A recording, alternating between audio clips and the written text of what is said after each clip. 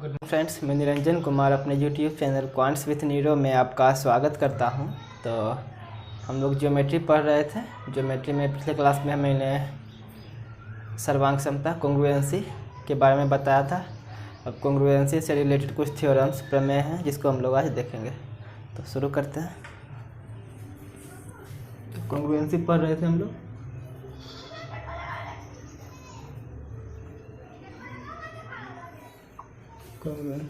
इससे रिलेटेड कुछ थ्योरम्स हैं जिसको हम लोग देखते हैं। तो फर्स्ट तो ये कि कॉन्ग्रुएंसी में हम लोग 4 कसौटियाँ पढ़े थे, कंडीशंस, जिसके आधार पर हम लोग किसी भी दो त्रिभुज को सर्वांगसम है या नहीं ये बोल सकते हैं। SSS, SAS, ASA और फिर RHS पढ़े थे। तो उससे रिलेटेड कुछ थ्योरम्स देखते हैं।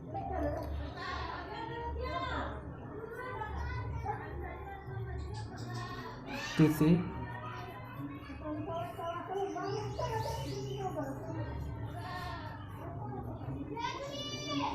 समद्विबाहु त्रिभुज में माध्यिका अर्थात मीडियन, लंब या शीर्षलंब भी बोल सकते हैं, एल्टीट्यूड और कोण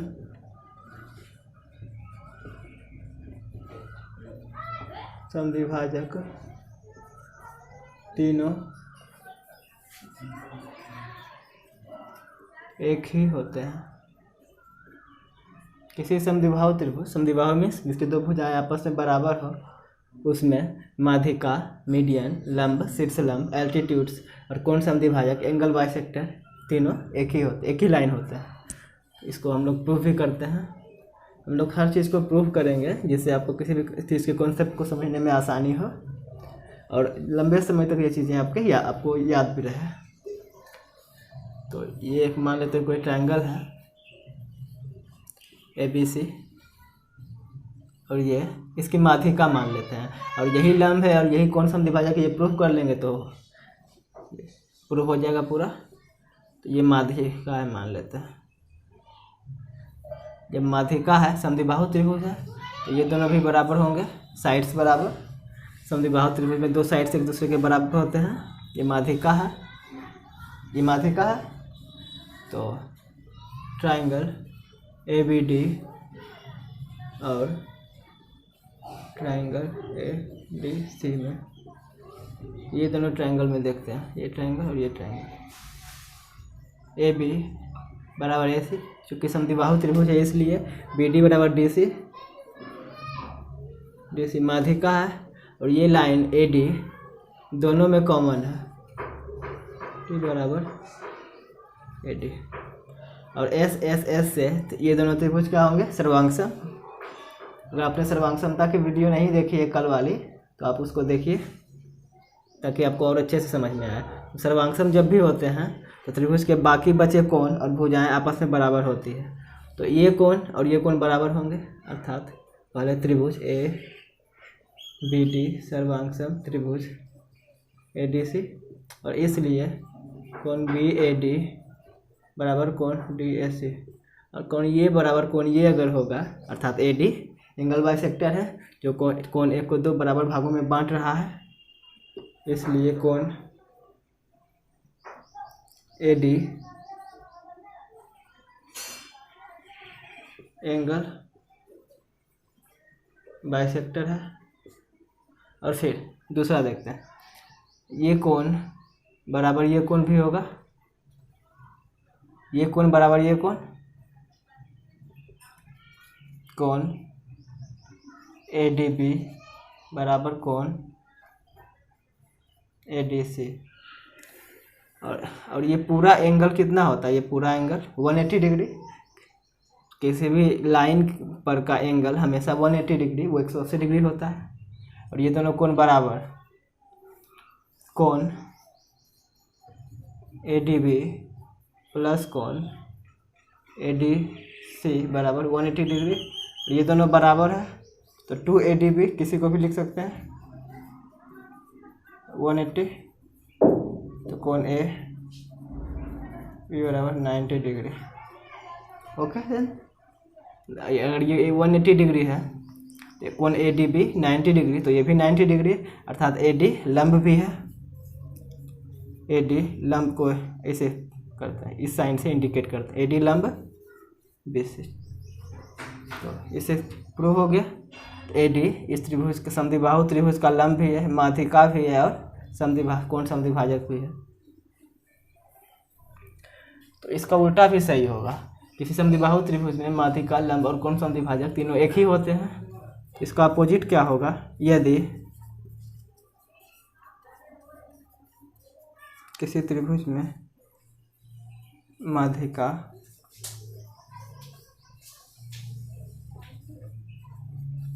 लंब और कोण समद्विभाजक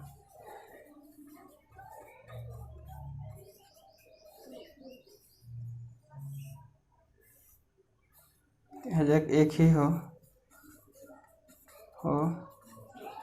तो त्रिभुज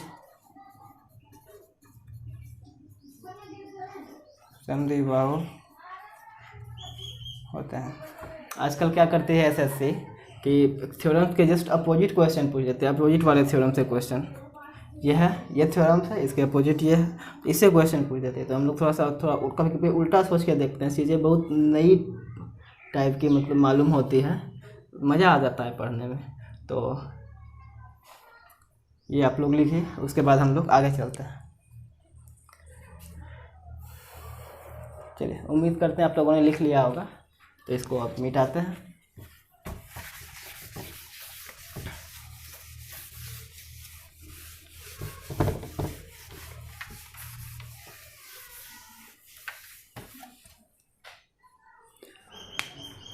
मैं उम्मीद करता हूँ आप लोगों ने लिख लिया होगा।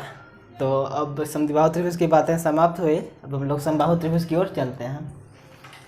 तो समबाहु त्रिभुज में क्या होता है, समद्विबाहु त्रिभुज में था कि तीनों लाइन एक ही लाइन पे होता है, और समबाहु त्रिभुज में अर्थात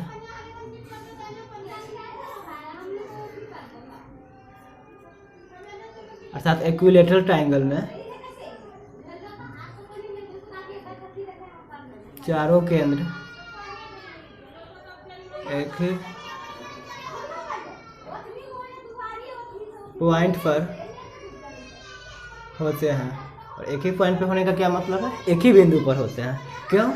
क्योंकि समबाहु त्रिभुज की तीनों भुजाएं आपस में समान होती है, समबाहु त्रिभुज की तीनों भुजाएं आपस में बराबर होती है, और इसलिए त्रिभुज में चारों केंद्र एक ही पॉइंट पे होते हैं। चारों केंद्र कहने का मतलब अंतः केंद्र, त्रुतु केंद्र, बाह्य केंद्र और लंब केंद्र।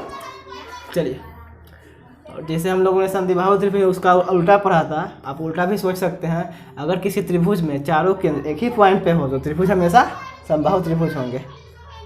चलिए आगे चलते हैं। यदि किसी त्रिभुज की दो माध्यिका समान अर्थात बराबर हो, समान हो, तो त्रिभुज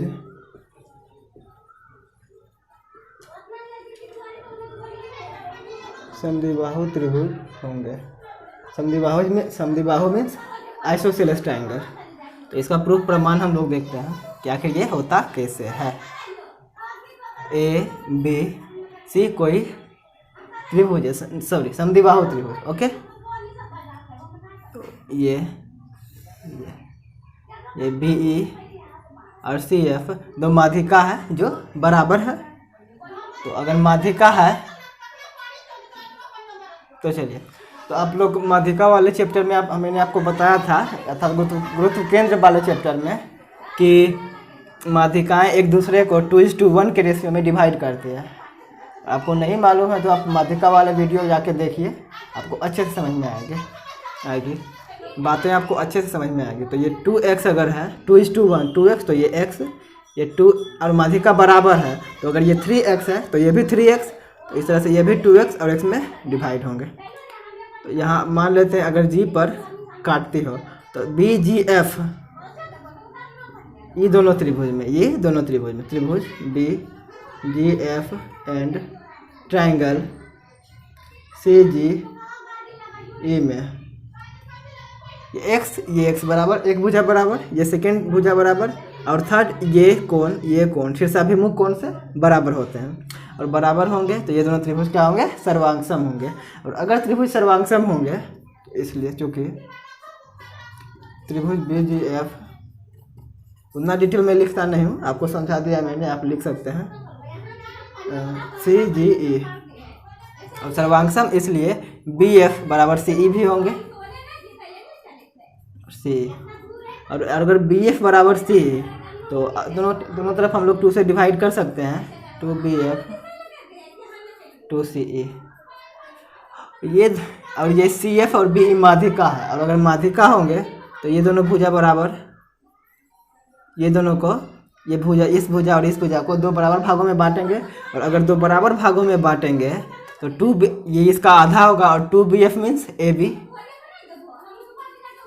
बराबर 2ce मीन्स AC। और अगर 2 भुजा बराबर हो तो आपको पता होगा कि किसी त्रिभुज में अगर त्रिभुज की अगर 2 भुजाएं आपस में बराबर हो तो वो ट्रायंगल कौन सा होगा, आइसोसेलेस ट्रायंगल, यानी समद्विबाहु त्रिभुज। तो यहाँ से आपका ये प्रूव होता है। और जैसे इसका उल्टा भी हम लोग सोच सकते हैं, फिर अगर किसी त्रिभुज कोई भी त्रिभुज समद्विबाहु त्रिभुज हो तो उसके दो माध्यिका आपस में बराबर होंगे। ओके, तो इसको लिखिए। आगे एक और थ्योरम से यहाँ उसको मैं करवाता हूँ, इसको लिखिए आप लोग।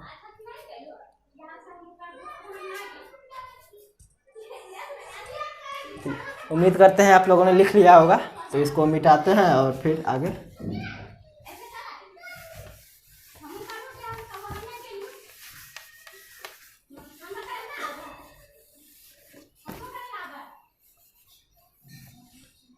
चीज़ें समान होगी, बस माध्यिका के स्थान पर लंब या फिर शीर्ष लंब हम बोल सकते हैं। यदि किसी त्रिभुज के 2 लंब आपस में समान हो तो त्रिभुज समबाहु त्रिभुज होंगे।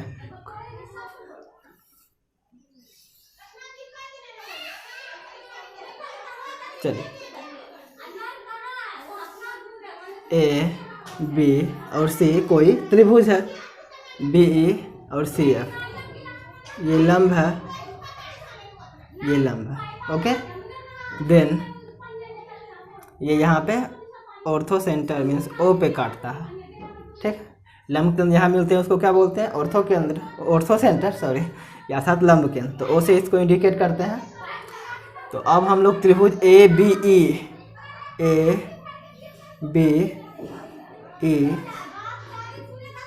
त्रिभुज ABE और त्रिभुज AFC A में देखते हैं।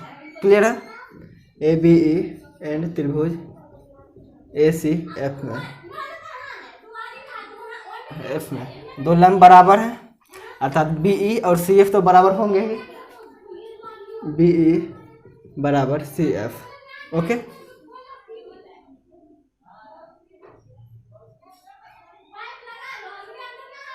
बराबर है, और ये लंब है, ये लंब है। तो AFC से बराबर कौन, AEB AB। और आपको देखिए दोनों त्रिभुज में ये कोण A कॉमन है, तो कोण A बराबर कोण A। तो ASA से अब आपको लग रहा होगा कि इस दोनों कोण को मैंने बराबर किया और भुजा ये ले लिया, तो अब आपको लग रहा होगा कि कोण के बीच की भुजा लेनी चाहिए थी हमें, तो मैंने ये क्यों नहीं लिया। तो आप देखिए, अगर किसी त्रिभुज के 2 कोण आपस में बराबर हो तो तीसरा कोण खुद ब खुद बराबर हो जाता है।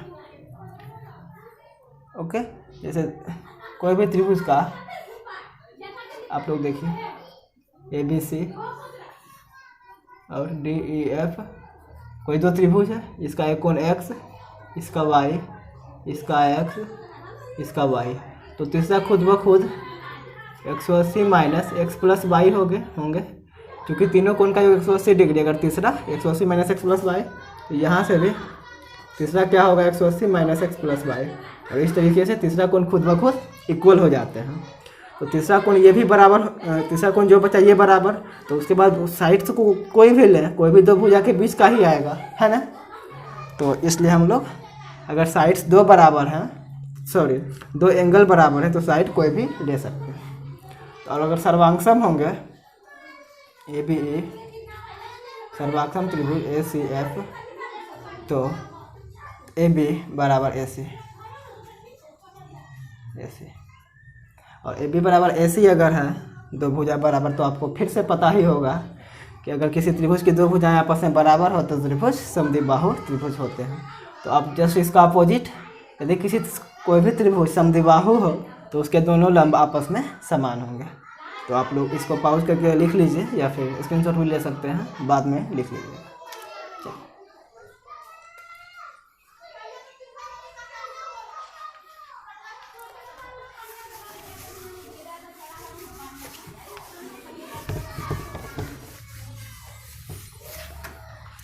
एक पॉइंट और देखते हैं, लास्ट पॉइंट, उसके बाद हम लोग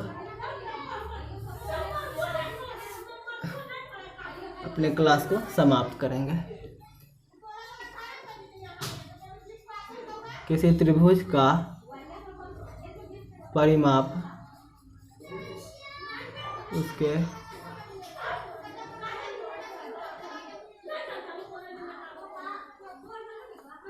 शीर्ष लंबों के योग से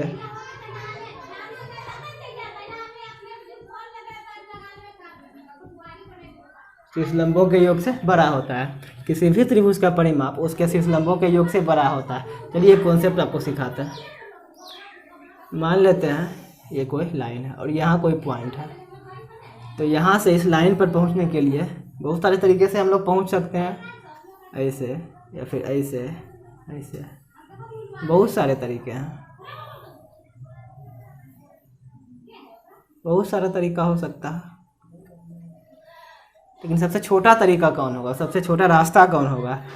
एकदम जो स्ट्रेट लाइन होगा, और स्ट्रेट लाइन मीन्स 90 डिग्री, अर्थात सबसे छोटा है 90 डिग्री वाला जो लाइन होता है लंब, वो सबसे छोटा होता है। अगर छोटा है तो बाकी जितना भी लाइन हो गया ये सबसे ये छोटा होगा। Is that clear?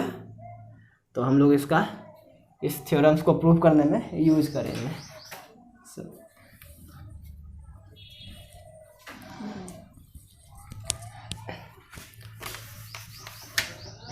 तो चलिए इसको प्रूव करते हैं। मान लेते हैं ये कोई त्रिभुज है ए बी सी, यहाँ से लंब खींचते हैं ए डी, यहाँ से लंब खींचे बी ई, और यहाँ से एक और लंब खींचा गया सी एफ। तो अब देखिए ये पॉइंट है, यहाँ से बी सी पर जाने के लिए 3 रास्ते हैं त्रिभुज के अनुसार। ओके, ए बी एक रास्ता है, ए सी एक रास्ता है, और एक रास्ता ए डी है। तो लंब है, तो आपको पता होगा, मैंने आपको समझाया था अभी तभी, ए डी इस दोनों रास्ते से छोटा होगा। तो A D less than A B, और A D less than A C भी। Is that clear? A D A B से छोटा होगा और ए डी ए सी से भी छोटा होगा। अब यही चीज़ मैं इस लाइन पे दोहराता हूँ। ए सी एक लाइन है और बी से हमें ए सी लाइन के किसी भी बिंदु तक जाना है, तो उसके लिए बी सी तो बड़ा होगा और बी ए बी भी बड़ा होगा। सबसे छोटा कौन होगा? बी ई, अर्थात B E less than A B, और फिर B E less than B C. Clear है? समझ में आ रहा है ना? तो अब यही चीज़ मैं ए बी लाइन पे दोहराता हूँ।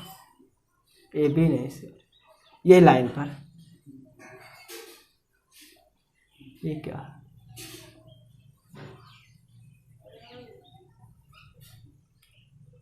B C F. तो सी एफ के अब ए बी लाइन पे सी बिंदु से पहुंचना है, तो सी बी लाइन जा रही है, सी एफ लाइन जा रही है और सी ए लाइन जा रही है। तो सी एफ दोनों लाइन से छोटा होगा, C F less than A सी और सी एफ लेस देन। अब कितने इक्वेशन है? तो 3 4 5 और 6 इक्वेशन को हम लोग जोड़ते हैं। तो ए डी 2 बार है, बी ई 2 बार है, सी एफ 2 बार है, इसमें भी ए सी 2 बार है, ए बी 2 बार है और ए सी 2 बार। तो 2 into A D plus B E plus C F equal to less than है A B plus B C plus A C, two cancel, तो बाकी बचा क्या, लंबों का योग और ये परिमाप, भुजा का योग अर्थात परिमाप। तो लंब का योग शीर्ष अर्थात किसी त्रिभुज के शीर्ष लंबों का योग भुजा के योग अर्थात परिमाप से छोटा होता है। ठीक है, समझ में आया? आप लोग इसको लिख लीजिए। आज के लिए इतना है, कल हम लोग सिमिलरिटी अर्थात समरूपता की शुरुआत करेंगे। बस 1-2 क्लास और बस त्रिभुज समाप्त हो जाएगा, खत्म हो जाएगा त्रिभुज। उसके बाद हम लोग चतुर्भुज अर्थात क्वाड्रिलेटरल की शुरुआत करेंगे। आप लोग बस पढ़िए, और आगे कोई भी क्वेश्चन हो या फिर क्वेरी हो तो आप टेलीग्राम का लिंक मैं डिस्क्रिप्शन में दे दूंगा, टेलीग्राम ग्रुप का, आप ज्वाइन कर लीजिए। उसमें आप अपना क्वेश्चंस सेंड कर सकते हैं और हम उसका सॉल्यूशन आपको प्रोवाइड करने का प्रयास करेंगे। आज के लिए इतना ही, थैंक यू।